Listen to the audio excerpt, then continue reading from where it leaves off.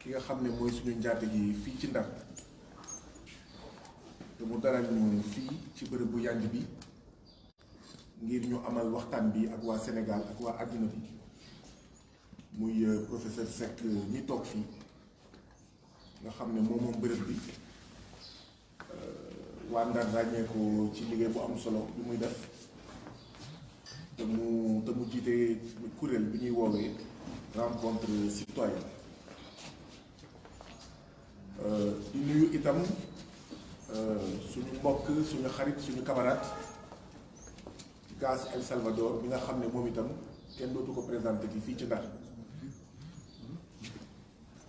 ci nu muy jàppalee askan wi nu muy jàppalee néew ci doole yi moom ak kuréel bi mu bokk te ñu koy woowee Saint-Louis di non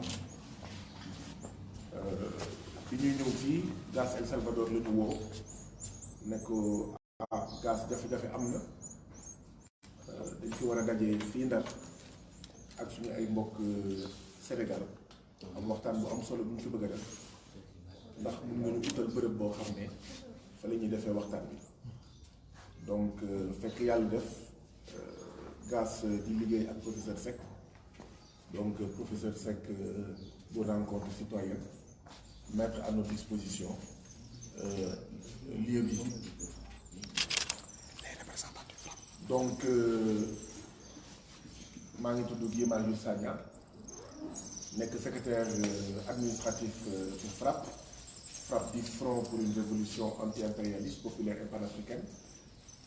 ñëw fii tey ci délégation boo xam ne Cheikh Tidiane Gaye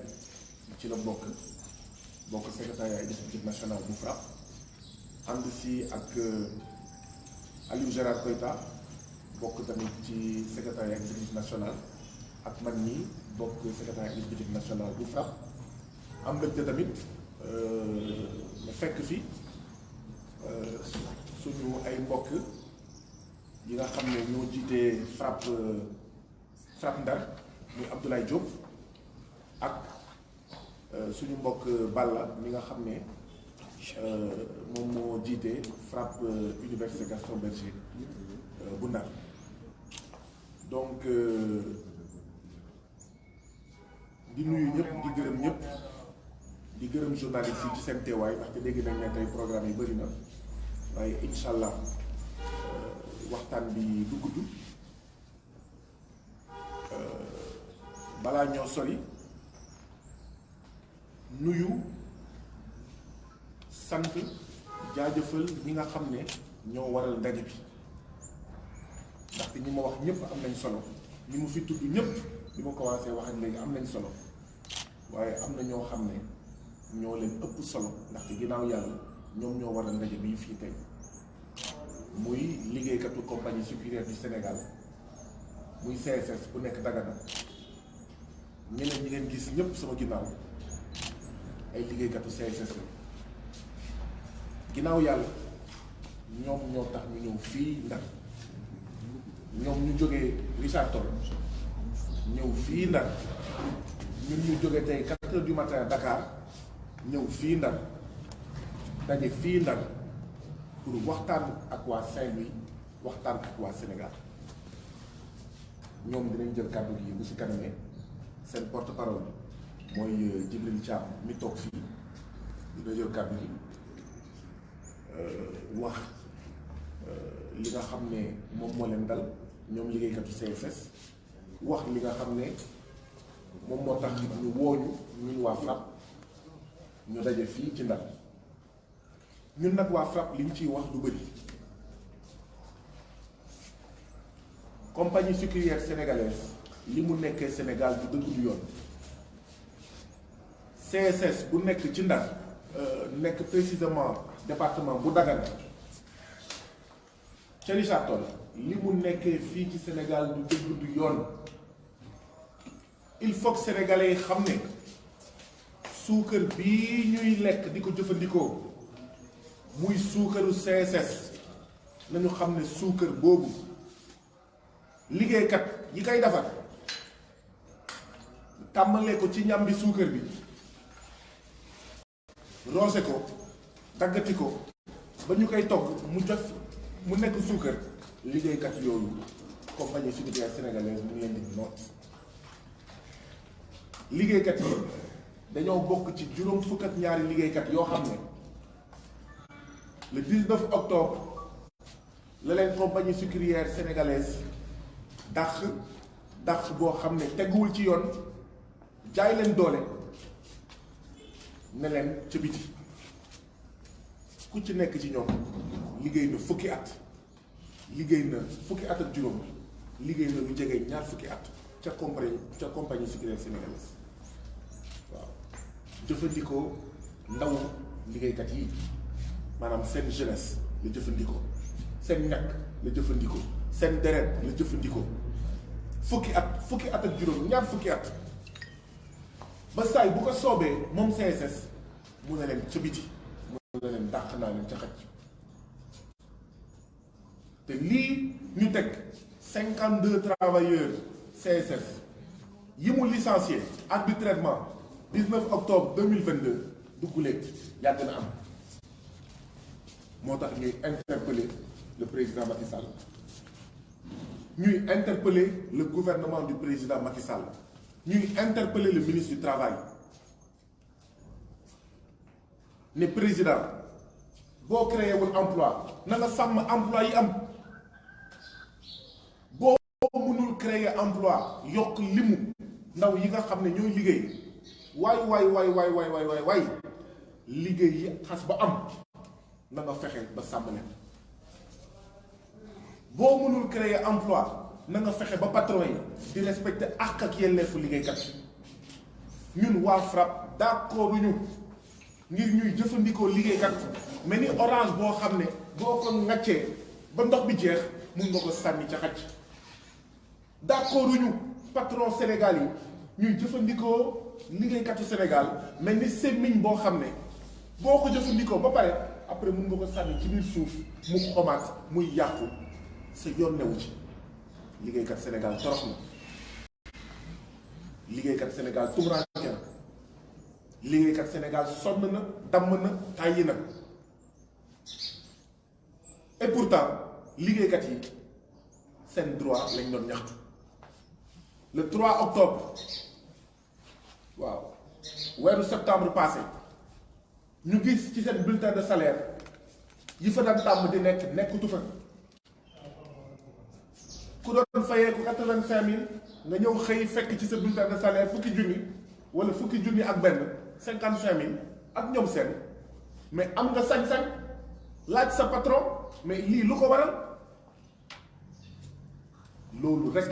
moo tax ñu dàq le 3 octobre ñu ne ñoom liggéeykat yi nga xam ne dañoo gis ne seen bulletin fin septembre niroowul ak seen bulletin fin août, niroowul ak seen bulletin fin juillet, niroowul ak seen bulletin fin juin. le 19 octobre ñu dàq leen mel ni xaj. loolu dëgg du yoon. ministre du travail warul seetaan loolu. gouvernement président Macky Sall warul seetaan loolu. inspection du travail warul seetaan loolu. te ñaaw na li CSS def 52 liggéeykat yi mu am ci réew moo xam ne nee nañ 1944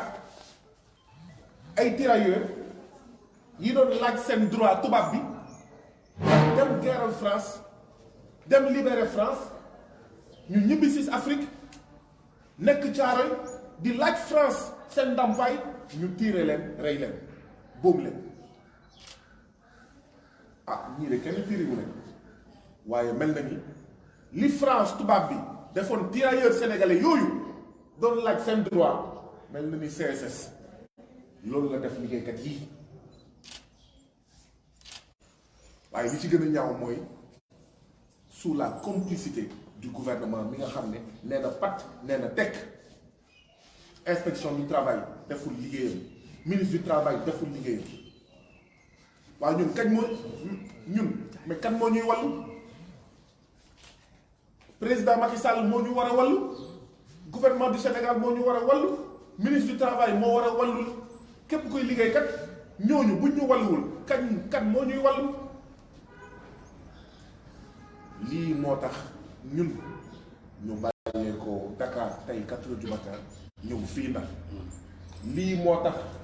52 travailleurs CSS yi bàyyee ko tey 4 heures du matin di sartol ñëw fii tey Ndar ñun ñëpp ñu daje fi ngir ñaawlu li nga xam ne moom moo am CSS ba pare li ci gën a métti mooy liggéeykat yoo xam ne dañoo am contrat à durée indéterminée waa xanaa liggéeykat boo xam ne jàpp nga ne moom dafa tooñ te ñun waa SOAT suñu baat ca kaw tooñuñu ndaxte am nañ sañ-sañ ne lan moo tax tey su weer bii suñu payoor gën a néew weer bële passé am nañ sañ-sañ boobu waaye yow patron boo jàppee ne liggéeykat boobu dafa tooñ mais xanaa balaa nga kaa dàq nga jox ko demande d'explication ñii jotuñu demande d'explication te lii ñuy wax nii ñun ñëpp dañ ko war a naqarlu ñun journaliste dañ ko war a naqarlu ñun caméraman dañ ko war a naqarlu ndaxte lii buñ ko seetaanee mooy tamit mais patron de presse yi mën nañu dàq te duñu jox demande d'explication mooy ku nekk Sénégal mën nga def lu la neex ron nga ñu baadoola di siin cere buur juróomi at fukki at ak juróom ñaar fukki at buur xëy rek ne la dàq naa la loolu gouvernement du Sénégal wala ko seetaan ba pare fayu leen benn droit kenn ci ñoom ñaari at moo ko dese mu dem retraite dàq nañ ko nii waaye xam ngeen lan moo ci gën a métti ñenn ci ñu dàq ndax li xew le 3 octobre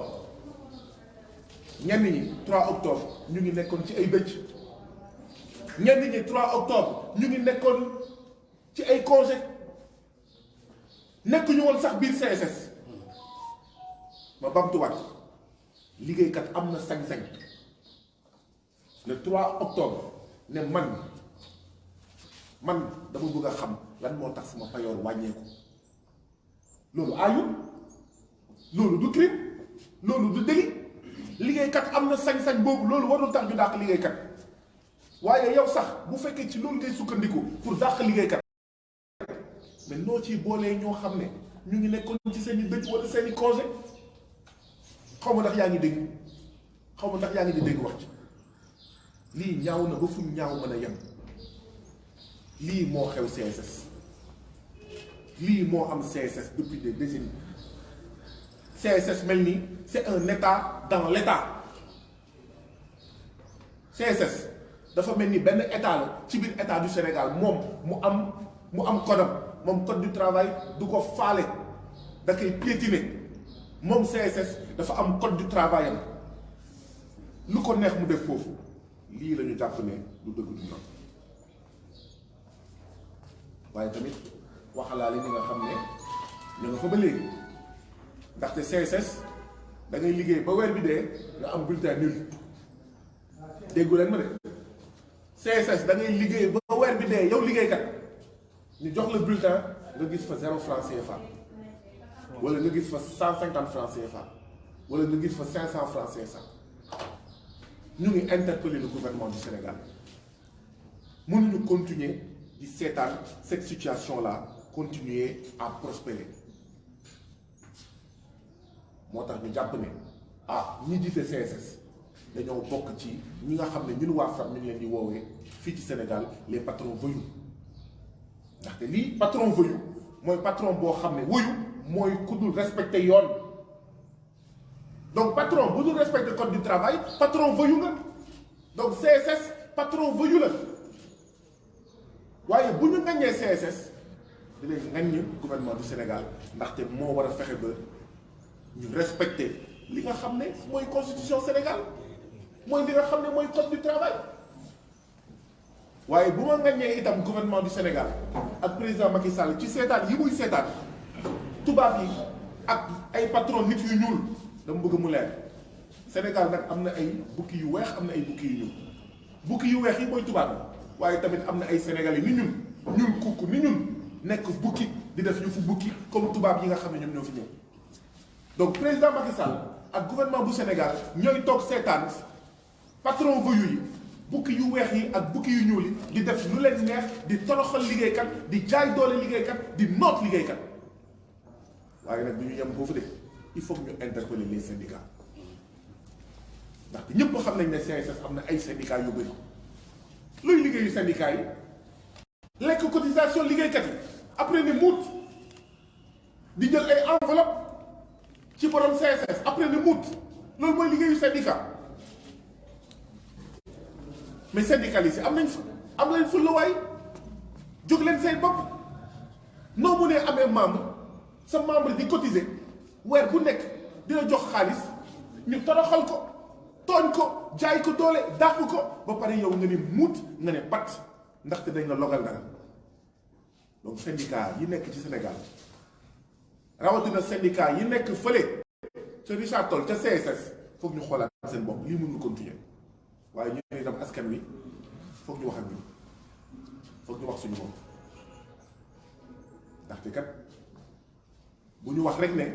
non man bokkuma CSS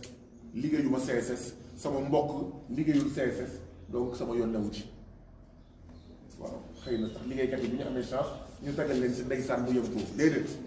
bu ñu seetaanee lii xew CSS muy continuer di am CSS dinañu fekk si ñun ba suñu entreprise dinañu fekk si ñun ba suñu organe de presse dinañu fekk si ñun ba suñu xawma bërëbu liggéeykaay ndaxte li ñu leen def ñoom beneen patron bu nekk ci beneen bërëbu liggéeykaay mën na si sukkandiku pour def la même chose donc ñun citoyens sénégalais foog ñu gën a jàppalante foog ñu def solidarité suñu biir foog ñu def solidarité suñu biir ndaxte daay bi nga xam ne moo lakk 52 travailleurs CSS yi ñu daax buñ ko seetaanee daay boobu mooy ñëw lakk ba suñu biir entreprise daay boobu mooy jóge Richard Toll dem ba Dagana daay boobu mooy jóge Richard Toll ca CSS fii ba Ndar ba Diourbel ba Casamance ba Kédougou ba Dakar ba Thiès donc nous avons intérêt à fay daay bi nga xam ne moo lakk juróom fukki liggéeykat ak ñaar yi CSS dàq bu teguwul ci dara dàq bu tegu ci jaay doole ak lu ma neex def CSS état la faalewul état faalewul justice du Sénégal faalewul gouverneur bu Ndar faalewul préfet bu Dagana faalewul inspection du travail faalewul xawma ministre du travail faalewul président Macky Sall lii moo taxoon ñu ñëw fii tey wax ne lii du dëgg du yoon ñun nag waa FRAPP dañ koy wax tey dinañ ànd ak liggéeykat yi ba keroog waaw seen àq ak yelleef ñu respecté ko ba keroog seen droit ñu fay leen ko ba mu mot sëkk ndaxte dañoo jàpp ne jàppale leen mooy dëgëral démocratie bu Sénégal jàppale leen mooy dëgëral àq ak yelleefu liggéeykatu Sénégal jàppale leen ba ñu am ndam ci kaw CSS mooy fexe ba loolu mooy tax CSS dootu ko defaat loolu mooy tax yeneen patron yu mel ni CSS yeneen entreprise yu mel ni CSS dootuñu ko defaat donc lii la ñu ñëwoon tey pour wax fii et que CSS sonnal na Sénégal sonnal na waa Dagana rawatina waa Richard Toll liggéeykat mu noot ndox mu posone ndaxte produit chimique yu muy liggéeyee yëpp mu am traitement boo xam ne da ko war a traité produit chimique yooyu mu ngi dem ba ci lac de Guiers bi nga xam ne moom la ñuy naan donc moo tax ba ne bu ñu ne ñun nekk ñu CSS rek ñun dëkk ñu Dagana rek suñu yoon newu ci dama ne CSS produit chimique yu muy defaree suukar mu ngi koy génnee ci CSS ci ay déeg ak ay fleuve yoo xam ne d'accord dañuy walangaan ba lac de Guiers ñu naan déet mu sàcc suufu béykat ak sàmmkat noot liggéeykat sàcc suufu béykat ak suufu sàmmkat ba pare di posone Sénégal gouvernement bi ne pat ndaxte xëy na ñoom am nañ njëgu Kirène am nañ njëgu Pierreval am nañ njëgu xawma mekki Casamance ak ñoom seet donc bu leen neexee bañ a naan ndoxu robinet bi waaw ñun ndoxu robinet bi moom la ñuy naan te ndoxu robinet bi mu ngi jógee lac de Guiers te ñépp xam nañ ne lac de Guiers mu ngi bàyyi ay produits chimiques yoo xam ne plutôt CSS mu ngi bàyyi ay produits chimiques yoo xam ne ça se retrouve au lac de Guiers donc lii moo nekkoon suñu kàddu di ci lancer un appel à tout le monde képp kuy organisation képp kuy personnalité fii ci Ndar fii ci département Ndar fii ci région bu Ndar bu Saint-Louis fii ci Sénégal nañu jóg ànd ngir xeex nooteel. Donc nous sommes venus ici aujourd'hui à l'invitation de 52 travailleurs arbitrairement licenciés par la compagnie sucrière sénégalaise le 19 octobre 2022 pour animer cette conférence de presse et dénoncer l'injustice, l'arbitraire, la forfaiture dont ils ont été victimes, ces 52 travailleurs. Ces 52 travailleurs ont travaillé tout le mois de septembre et en fin septembre, ils ont reçu leur bulletin de salaire et leur salaire et ils ont constaté que ce qu'ils avaient l'habitude de percevoir s'est considérablement rétréci, s'est considérablement réduit comme peau de chagrin. Pour vous faire une idée des différences salariales, un travailleur qui avait perçu en fin août 85 000 francs s'est retrouvé en fin septembre avec 55 000 francs CFA. Et ces travailleurs, qui étaient au nombre d'1 millier, donc de 1000 travailleurs, sont allés voir le directeur des ressources humaines, donc le DRH, le 3 octobre, pour avoir des explications sur cette baisse drastique de leur salaire. Le directeur est venu les trouver, a discuté avec eux pour s'enquérir de la situation, et après, il a pris l'engagement que cela sera réglé. Grande a été la surprise de ces 1000 travailleurs quand le 19 octobre, c'est-à-dire donc 2 semaines après, ils ont appris le licenciement de 52 travailleurs parmi eux. Certains sont ici présents, d'autres n'ont pas pu venir. Parmi ces 1000 travailleurs qui n'ont commis qu'un seul crime,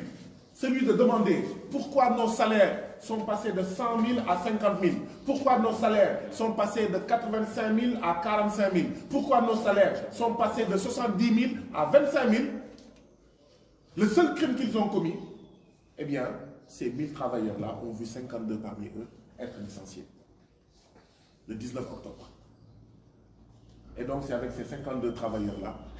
que nous avons convié la presse pour s'adresser aux Sénégalais, pour s'adresser au président Macky Sall, pour s'adresser au gouvernement du président Macky Sall dans ce département de Saint-Louis, ici à Ndar.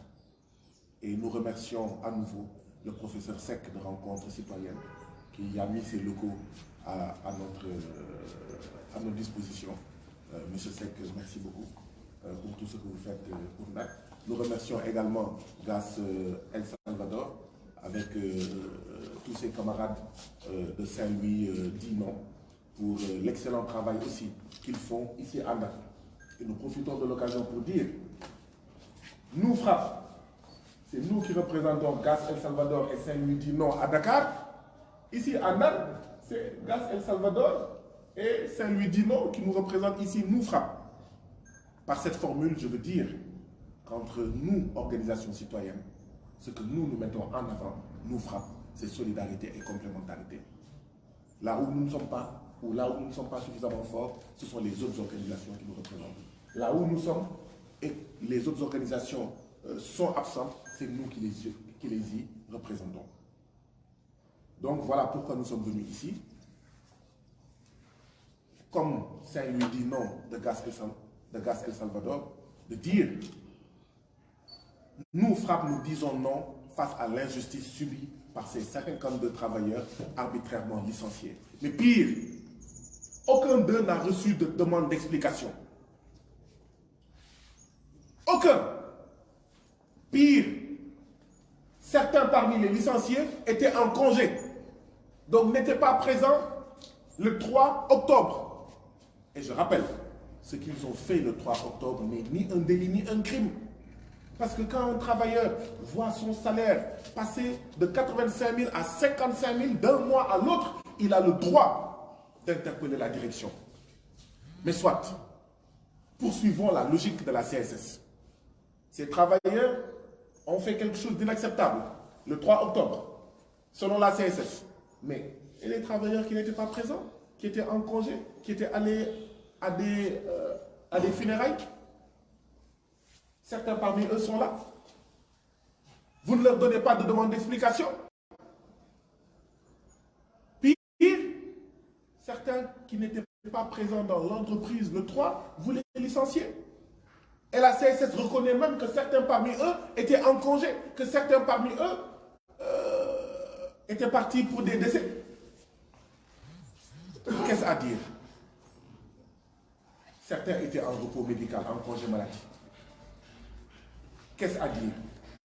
Mais que la CSS est un État dans l'État. Qu'est-ce à dire? Que l'État du Sénégal a son code du travail, mais la CSS a un autre code du travail, son code du travail, qu'on pourrait appeler le code de l'indigénat, le code de l'exploitation, le code de l'injustice. Parce que ces travailleurs ont été victimes d'injustice. Et la majorité de ces travailleurs ont des contrats à durée indéterminée,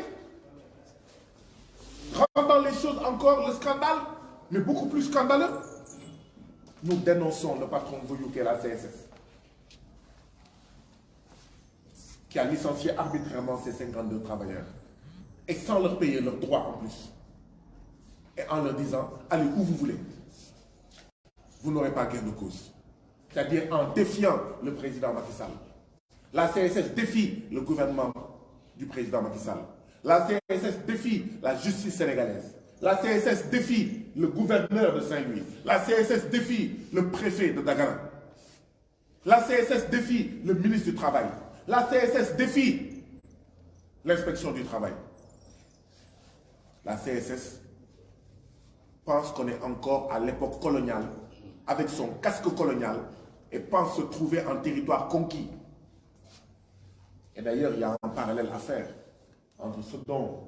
ont été victimes ces 52 travailleurs et les tirailleurs sénégalais assassinés à Thiaroye 44. Tout simplement pour avoir exigé leur argent de la France. Et aujourd'hui, ce n'est pas la France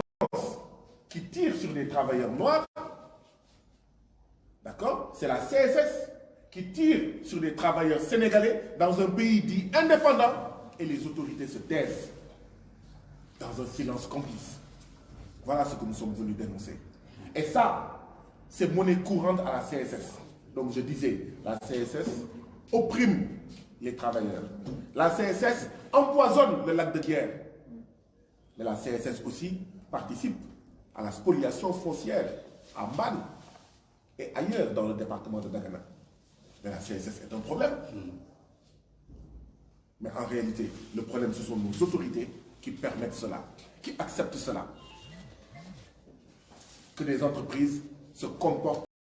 comme un territoire, mais conquis. Nous dénonçons aussi l'attitude des syndicats de la CSS, qui se taisent devant des forfaitures pareilles. Nous dénonçons les syndicats, mais corrompus, qui se taisent quand on opprime les travailleurs. Et ces travailleurs sont membres de ces syndicats-là, qui ne font absolument rien, alors que ces travailleurs payent chaque mois leur check-off à ces syndicats.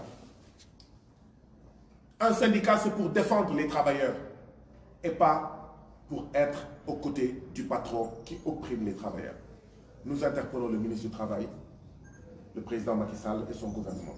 Mais nous interpellons aussi les populations du Sénégal. Joy Fadjoul Nakhar, Joy Fadjoul Nakhar, Kouy Béré Dan. C'est à nous, Sénégalais, de changer ce pays-là. C'est à nous, travailleurs, quand les syndicats et les centrales syndicales ne font pas leur job consistant à défendre les travailleurs, c'est à nous, travailleurs, de faire ce que les syndicats ne font pas pour nous, travailleurs. C'est à nous, travailleurs, de faire ce que les centrales syndicales ne font pas pour nous, travailleurs. Donc, ce que les syndicats ne font pas pour nous,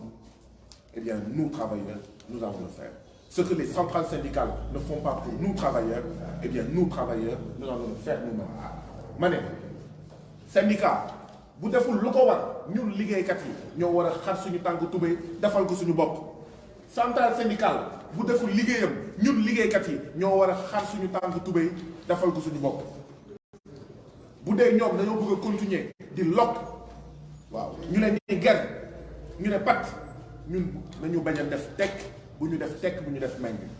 Donc nous allons continuer cette lutte avec ces travailleurs. Nous allons les accompagner, y compris sur le plan d'une procédure judiciaire, pour que leurs droits soient respectés par la CSS et que des patrons voyous comme la CSS sachent qu'ils ne sont pas en territoire conquis, sachent que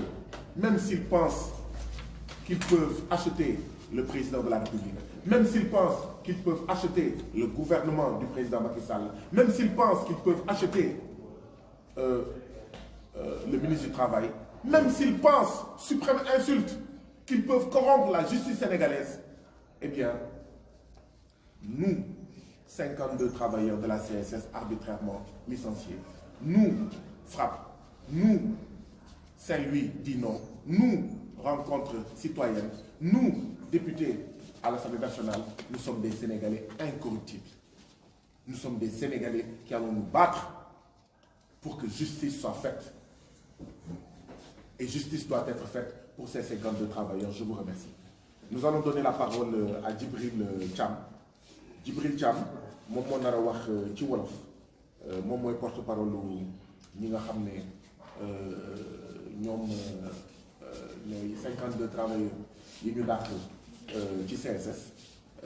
ñoom nag yàlla dafa def mënuñu wax ne kàllaamaay ne ki nasaraan donc dina wax ci wolof rek Djibril Thiam bu paree di leen jox kàddu gi professeur Seck bu dee am na lu mu si sànni après di leen jox kàddu gi Gas El Salvador bu dee moom itam am na lu mu si sànni après bu dee am ngeen ay laaj waaw ñoom di leen ci tontu daal voilà donc Djibril ci da ngay ñëw toog fii d'accord alors Djibril am nga juróomi minute ci wolof waaw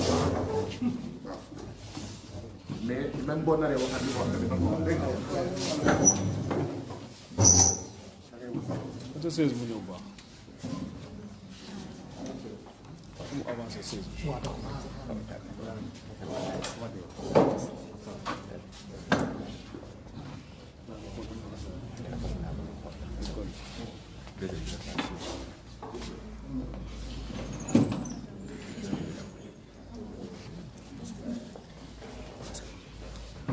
salaamaaleykum mbooloo mi bu xam tur bi man la Djibril Thiam maa ngi leen di nuyu di leen sant di leen gërëm di leen xamal ni rek ñu ngi rafetlu seen taxawaay bis bi namoon nañ ko tey am nañu fierté te am nañu bëgg am nañu kontaante bi ñuy gisee Guy Marius Sagna daanaka lu ñu waroon wax yëpp ñu ñoo ko bind rek wax na ko dañuy gën a dëggal lu mu wax tey li ngeen doon wax ay Lac de Guiers ndox mi tey boo leen demoon CSS canal bi ndox mi canal bi dafa ñuy kub moom ngeen di naan waa Dakar moom la ñuy naan loolu lépp pour wane ne dañuy gën a dëggal CSS daf ñu tënk CSS daf ñu def comme ay jaam du ñu ŋaa du ñu wax maa ngi wax sama mbokku travailleurs yi nekk Richard Toll man Djibi Thiam maa ngi leen di woo gis nañu suñu waa ji gis nañu Guy Marius Sagna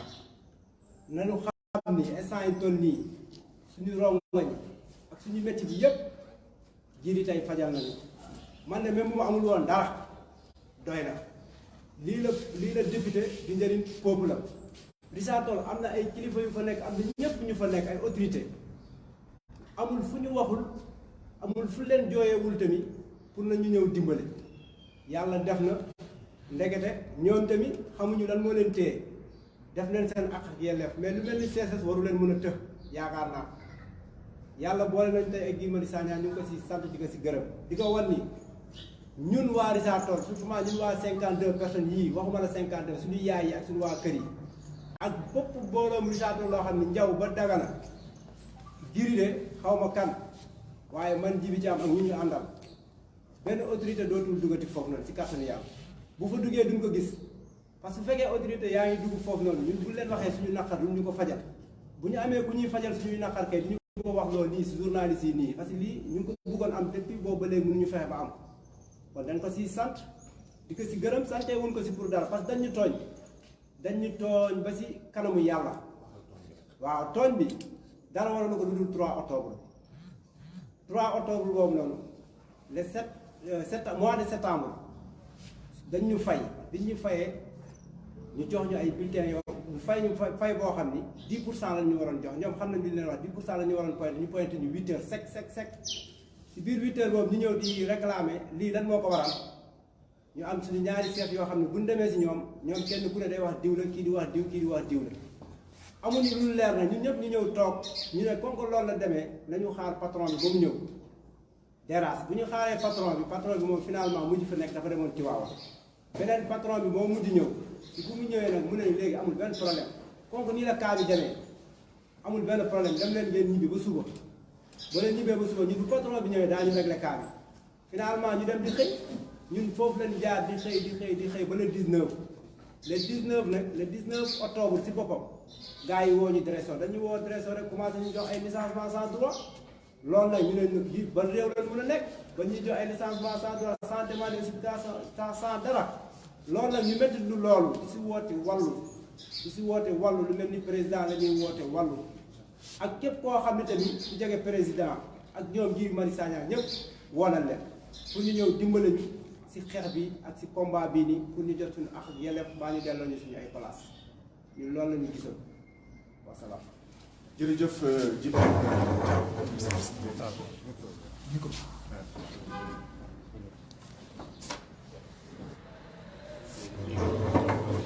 xaaral professeur Seck dafa am lu waxaat lu tuuti rek dafa am lu tuuti lu ma fàtte mun naa ko bañ a képp noonu mun naa ko waaw voilà ñaari tomb laa fàtte bi ci njëkk mooy conférence de presse bii bu dee doyul conférence de presse bii ñuy organiser fii ci Ndar bu dee doyul ngir état du Sénégal jóg ci kaw 52 liggéeykat yi ngir état du Sénégal jóg ci jaay doole ak maa tey bi CSS nekkee fële ci Richard Toll bu doyulee fan yii di ñëw liggéeykat yi buñ ci àndee dinañ dem organiser benn marche foofu ci Richard Toll loolu tamit dañ koy wax ba mu leer naññ yéen journalistes yi ngeen xam ko opinion publique nationale ak internationale ñu xam ko autorités yi tamit xam ko tey Ndar la ñu ñëw wax lu ñu wax ñu am yaakaar ne ñii war a saafara jafe-jafe bi dinañ ko saafara ndaxte peut-être li ñuy wax naan mieux vaut un mauvais arrangement qu'un bon procès man bu ma sañoon du ñu dem ci yoon ndaxte lii du problème boo xam ne mënuñu ko régler koo xam ne da nga ko dàq fekk mu ngi nekkoon dëj lii wax dëgg yàlla neex naa rek koo xam ne da nga ko dàq ci loo xam ne moo ko def ci entreprise bi te boobu mu ngi nekkoon congé maladie wala mu ngi nekkoon congé wax dëgg yàlla neex naa rek ak yeneen donc mieux vaut un mauvais arrangement qu'un bon procès buñ ko réglé wul nag ñun dinañ dem marche ak liggéeykat yi ak seen famille ba ci Richard Toll bu boobaa muy benn ñaareel bi foofu laay daanelee lan moo tax lii dal 52 travailleurs yi gën a nekk gàcce mooy mu ngi am ci gox boo xam ne foofu la dëkku président assemblée nationale muy député du peuple mais lii ñaaw na Richard Toll président assemblée nationale maanaam ki nga xam ne Macky Sall bu dee woon yàlla na yéex moom moo koy remplacer fii ak ñuy organiser élection moom président assemblée nationale maanaam président mboolem député askanu Sénégal bërëbam la ñaawteef bii am kon moom ban xeetu député la parce que déjà balaa moo nekk président assemblée nationale député la ban xeetu député la moom xanaa député CSS la wala député askan wi la ñu naan déet mu nekk député nekk président assemblée nationale mu gën a ci garaaw muy dëgëral li ma doon wax sànq ne CSS faalewul président de la République et donc faalewul président assemblée nationale bi nga xam ne waa gox bi la ñu naan déet président assemblée nationale mooy maire Richard Toll fa CSS nekk. Voilà ce qui est le plus scandaleux dans ce scandale. Je vous remercie. Professeur Seck. Ah. Waxuma ko ci français. Oui. Et, nous tenons à préciser aux autorités qui peuvent et doivent régler ce problème de ces 52 travailleurs de la CSS arbitrairement licenciés par la CSS. Que si elles ne trouvent pas une solution avec la CSS à ce problème, parce que ce problème-là peut être réglé facilement. Parce que parmi ceux qui ont été licenciés, certains étaient en congé maladie, certains étaient allés dans des funérailles, d'autres étaient en congé, donc étaient absents de la CSS le 3 octobre. Ces cas-là doivent pouvoir être réglés facilement. Mais je dis, même le cas des autres qui ont été licenciés, parce que tout simplement, ils veulent savoir pourquoi leur salaire est passé de 70 000 à 25 000, mais même ces cas-là doivent pouvoir trouver solution, parce que ces licenciements sont injustes, arbitraires, illégaux et illégitimes. Si des solutions ne sont pas trouvées par la CSS et par les autorités de ce pays, chargées de faire respecter les lois et règlements de ce pays par tout le monde, eh bien, après cette conférence de presse-là, dans les jours et semaines à venir, nous allons organiser une grande marche à Richard Toll avec les travailleurs, leurs familles et leurs voisins. Ce que les syndicats et les centrales syndicales ne veulent pas faire pour eux, eh bien, ces travailleurs-là, avec nous, nous allons le faire pour nous-mêmes. Deuxième point, enfin, ce qui est le plus scandaleux dans ces 52 licenciements effectués arbitrairement en toute illégalité par la CSS, c'est que ce licenciement est effectué par la CSS dans une localité, Richard Toll, dans un département d'Agana, qui est la localité, le département du président de l'Assemblée nationale. Ce qui atteste encore que la CSS ne respecte ni le président de la République Macky Sall, mais elle ne respecte évidemment pas le président de l'Assemblée nationale. Et il faut se poser la question de ce député, qui est le président de l'Assemblée nationale. Mais ce député-là, il est le député de qui? Il est le député de qui? Le député de la CSS ou le député des populations de Dagana, victime de licenciements arbitraires? Et ce qu'il y a de plus scandaleux dans ce scandale-là, c'est que ce député-là, qui est président de l'Assemblée nationale, qui dans sa circonscription voit licencier arbitrairement 52 travailleurs, ce député-là, président de l'Assemblée nationale, est aussi le maire de Richard Toll, où se trouve la CSS. Et donc c'est extrêmement grave. Je vous remercie. Nous allons donner la parole au professeur Seck, puis à Gas El Salvador. Professeur Seck, je le rappelle, a mis gracieusement à notre disposition ce local qui abrite notre conférence de presse. Merci, professeur Seck, pour tout ce que vous faites ici à Ndar pour la communauté et aussi pour, dans le cadre de votre association Rencontre citoyenne. Professeur Seck, bismillah. Les portables silencieux, vibreurs. Assalamu alaikum. maa ngi leen di gërëm di leen sant te di gërëm di sant honorable Guy Marius Sagna fii ci Ndar fii ci Nord ci bés boo xam ni malheureusement bésu naqar la ndaxte juróom fukki nit ak ñaar yuy liggéey fii ci Richard Toll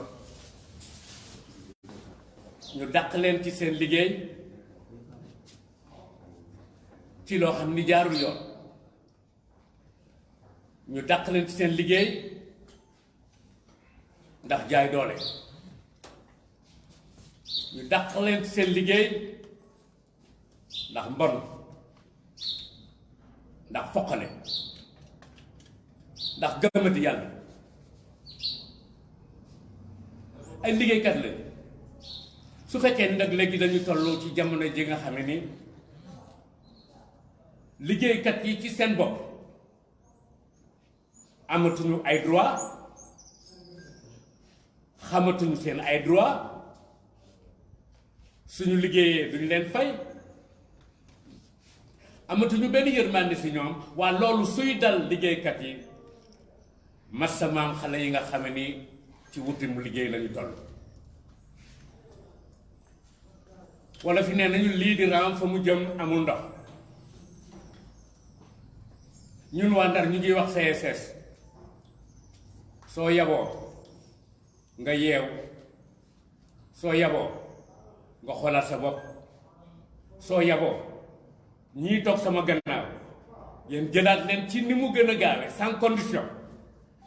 avec tout leur droit nag tout leur droit ay liggéeykat lañu ay nitu fulla lañu ay nitu fayda lañu ay nit ñu am jom lañu moo tax ñu leen di woowee liggéeykat Cheikh Ibra Fall doon na wax liggéey ci jaamu yàlla la bokk Cheikh Amadou Bamba la ko doon wax moom moo magee woon Cheikh Amadou Bamba ñeenti at Cheikh Ibra Fall liggéey rek la xam mu ne ko sëñ bi liggéey ci jaamu yàlla la bokk sëñ bi tegal ko ci ni liggéey ci topp yàlla la bokk ñii nag waa compagnie sucrière sooy xool bu baax ci sama gis-gis su fekkee mën nañu def lii ñu def nii mën naa wax ni gëmuñu yàlla topp ñu yàlla wante rek du mbiru yàlla sax ay mbiru droit la Sénégal ci boppam dafa signé woon la déclaration des droits de l'homme en 1948 le droit du travail képp kuy liggéey war nañ la fay te dafa yamul ci fay gi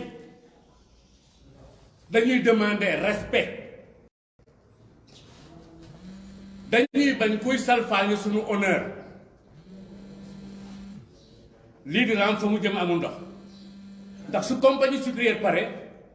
am na ñeneen ñuy xaar saay-saay yi bare nañu saay-saay yi bare nañu man nag dama bëgg a wax ni fii ci Ndar soo ko xoolee bu baax ëpp na téeméeri at amoon na ay association yoo xam ni fii la ñu soxee ko woon bi ci jëkkoon moo doon association bu ñuy wax l'Aurore ay xale ñoo ko organisé woon xale yu am fulla xam am fayda am jom liggéey la ñu bëggoon mais aussi indépendance la ñu bëggoon seen souveraineté la ñu bëggoon l'Aurore daf doon wax ni te ci groupe boobu am na ku ñu ci doon wax Lamine Koura Gueye am na ñu ci doon wax Barda Mampenda am na ku ñu ci doon wax Maris Ndoye ay xale la ñu woon 1909 laay wax le ñu nga doon xeexu 1909 bi ñu koy xeex fi mu nekk ci 2023 ci man mbokk nañu xalaat suñu bopp ay droit rek la ñu bëggoon tubaab yee fi nekkoon ba ci kër gii ñu toog nii kër tubaab la waa léegi waxuma li nit ñi di liggéey nga di doo leen fay wante dégg ngeen li ñu fi wax sànq ñu ngi polluer suñu ay ndox ñu ngi polluer suñu suuf ñu ngi def lu leen neex xaalis bi nga xam ne ni compagnie sucrière mi ngi koy liggéey ci réew mi investiru ko ci réew mi ndax su ko doon investir ci réew mi ndoor gii ñu nekk tey coono gii nit ñi nekk tey fitna gii ñu nekk tey du mën a nekk kon nag ni ko honorable waxe jóg jot na moom sa bopp moom sa bopp jot na moom sa réew jot na waaye bala ngay wax moom sa bopp moom sa réew yow mënatoo sax moom sa salaire léegi sa salaire sax mënatoo ko moom la ngay liggéey boo weer bi de nga war a fay ko 80 ñu jox la lan 50 ñaata 51 000 amul demande d'explication amul dara jaay doole xam naa ni nag li ma waroon wax yépp honorable Guy Marius Sagna wax na ko ak sëñ bi ak sëñ Thiam li ma ci yokk rek moo di nous en solidarité ak ñoom ñu ngi naqarlu li am ba ci kanamu yàlla ñu ngi leen di wax nañu bàyyi noot bi ñi nga xam ni ñu yore pouvoir bi ñi nga xam ni ñooy autorité yi su fekkee am nañu force bu ñuy utiliser nañ ko utiliser contre compagnie sucrière sénégalaise nañu wax ji bana muy weesu nañu wax ji noot gi metti na nit ñi sonn nañu xale yi liggéeyu ñuy liggéey ñu ngi leen di sonal jërë ngeen jëf. Merci professeur. On va donner la parole à Gas El Salvador. Oui, on a bientôt fini.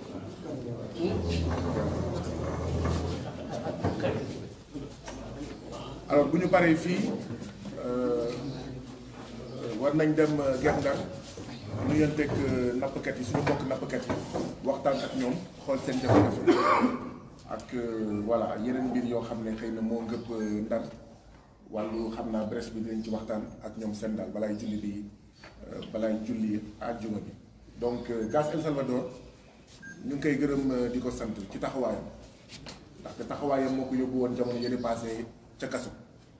waaw Gas El Salvador c'est un patriote. Nous sommes fiers d'avoir ici au Sénégal des jeunes comme Gas El Salvador. Et nous sommes fiers d'avoir ici à Ndar des gens comme Gas El Salvador. moo tax mënuñu ñëw fu mel ni Ndar te duñ ko woo ne ko ndax mën nañ ñëw ba sàngam ndax mën nañ ñëw bërëb sàngam daanaka suñu ñëw bi yëpp ginnaaw yàlla moom moo ko yor waaye loolu yëpp lenn rek la mooy fonk ko respecté ko waaw di ko jaajëfal di ko félicité di ko xamal ne moom mooy ñun ñooy moom Gas El Salvador bismillah.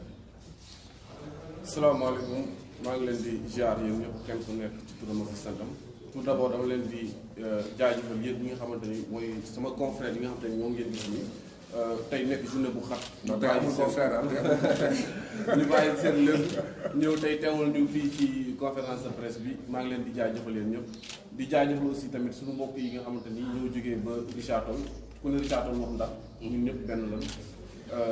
di leen masawu aussi ci li nga xamante ne daan na leen parce que seen problème bi nekk na lu ma yitteloon à chaque fois maa ngi si doon liggéey à chaque fois aussi ñi ngi si doon woo di ma si interpellé di jaajëfal professeur Magaye mi nga xamante ni moom daanaka papa la ci man nekk engagement am tax tey ma fonk loolu mu nekk tamit koo xamante ni ku bëgg Ndar la ak Guy Marius Sagna te déplacé wu na de Dakar ak ñoom Gérard ñu àndal soxna Yacine aussi l'honorable député soxna Yacine bu Pastef ñu ngi koy jaajëfal mi ngi si gannaaw di wax ni du ma guddal damay résumé juste rek tey te parce que mënuñu ñëw fii def conférence de presse te duñu wax problème yi nga xam te ni Saint-Louisiens yi ñu ngi koy rencontré surtout ñi nga xam te ni mooy suñu mbokk mool yi mais aussi tamit suñu mbokk yi nga xamante ni ñoom ñoo nekk Pikine te assainissement boobu léegi sonal leen ak ñi nga xamante ni aussi tamit muy suñu mbokk yi liggéey ci marché bi te Auchan bi ñëw yàq li nga xamante ni mooy seen liggéey ba cantine yu bëri tëj foofu noonu ba ci ay grande surface yi nga xamante ni actuellement tëj nañ ndax Auchan bi bu njëkk bi muy li nga xamante ni mooy problème mool yi bu ñuy wax problème mool yi dañuy wax brèche bi daanaka moo tee nelaw mool yu bëri tey mool yu bëri actuellement ni may wax ak yéen génn nañ fi nga xamante ni mooy Ndar dem ay côté Kayar ak i Kafountine pour mën a daw li nga xamante ni mooy brèche bi ñu si bëri aussi dem nañ émigré ji ñu si bëri bàyyi nañ toog nekk ci leneen parce que tamit liggéey bi nga xamante ni yaa ngi koy liggéey di risqué sa bakkan à chaque fois boo demee wóoroon ni di nga yegg booy ñëwaat yóoroon ni di nga yegg say njaboot mu nekk lu metti depuis boobu léegi mu rey plus de 400 et quelques personnes gouvernement bu Sénégal jëloon temps yi passé benn bateau chinois je crois ay hollandais la ñëwoon ñu ne dañuy traité fi nga xamante ni mooy bël bi mais mu nekk loo xamante ni saboté la ñëw na gis ni ban nga defee si suba nga naufrage amaat na te boo demee Gendar xale bu la gën a ndaw boo ko nee naka mooy lan mooy solution brèche bi mu wax la ko te boobu léegi Sénégal mënul trouver li nga xamante ni mooy solution si brèche bi loolu tamit nekk loo xamante ni danañ ko métti lu beneen bi mooy mool yi dañuy jànkonte jamono ji guddi gi nga xamante ni bësadegul muy lan muy plateforme BP bi nga xamante ni indi nañ ko samp ko fii ci Saint-Louis fi ñu ko samp mu nekk Jatara dafa nekk benn xeer bi nga xamante ni jën yi dañ fay reposer wu pour mën di jur tey Jatara boobu noonu boo taxawee fii si Guet-Ndar presque 10 kilomètres la lay dikkee plateforme bi BP bi nga xamante ni ñoom ñooy exploité suñu gaz bi ñu ñëwee Saint-Louis dañu xool ni plateforme bi fu mu ko mën a teg mooy fi nga xamante ni am na xeer pour bu ko defee plateforme bi mën a suuf parce que suuf géej dafa nooy ñu ñëw ba ci fi nga xamante ni mooy Jatara tekk fa mais Jatara li si garaaw mooy bëri na si ay mool yi nga xamante ni seen dépense bés ñu ngi ko doon dem di jëli ji foofu dañuy yeewu suba 5 heures du matin départ fii ci Guet-Ndar goxumbaat sanc ba dem Jatara bu ñu demee Jatara napp ji 5 heures 6 diggante 16 heures 17 heures ñu ñibbisi bu ñu ñibbisee dinañu jaay li nga xamante ni dina tolloog 100 et quelques mille yi nga xamante ni kenn ku ci nekk boo demee naaru ji di nga ñëw indaale 25000 yoo xamante ni di ko mën a yóbbu say njaboot tey ñooñu noonu ñoom la ñuy wax pêcheurs artisanal yi ñu tolloog ci nombre boo xamante ni nombre bu bëri la tey ñooñu la plateforme Jatara bi xañ li nga xamante ni mooy seen liggéey keroog passé dama doon def ay étude man ak ay benn presse boo xamante ni Japon lu jógee ñu dem fa ci nit ñuy waxtaanee benn mool doogu jóge ci géej gi ñu ñëw interpellé ko mu ne bi muy dem naru na lu mat 15000 francs muy meb bi li muy jox jën yi pour mën leen jàpp ak essence bi ak li nga xamante ni moom lay ndekkee bi mu ñibbisee mi ngi jàpp ñetti jën yi boo ko évalué mi ngi nekk 900 francs te tey ñoom loolu la ñuy dund chaque jour ñu may wax yéen ni mool bi mi ngi dem ci sedd bi ci géej gi bu ñibbisee du am 1000 francs yoo xam ne moom lay yóbbu këram da ngay gis ay mool yoo xam ne dañuy jógee Pikine plus de 4 kilomètres di ko dox pour mën a ñëw liggéey parce que lan 100 francs bi nga xamante ni sax ñu ngi koy duggee bis amuñu ko tey jii looloo waral immigration clandestine bi ñoom ñu si bëri daaj seen gaal yi dem Espagne loolu aussi nekk na li nga xamante ni ñu ngi interpellé gouvernement bu Sénégal